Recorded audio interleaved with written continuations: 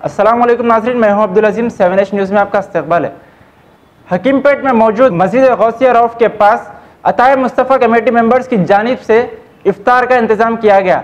इस मौके पर कारवान MLA जनाब कौसर मोहिउद्दीन, नानाल नगर कॉरपोरेटर नसीरुद्दीन, टोली चौकी कॉरपोरेटर हारून फरा के अलावा दूसरों ने भी शिरकत की।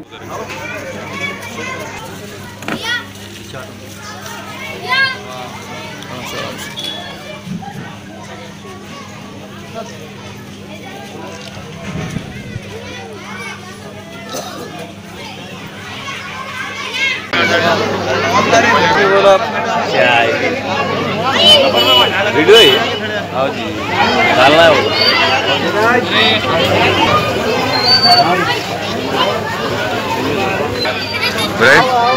कोना मंदिर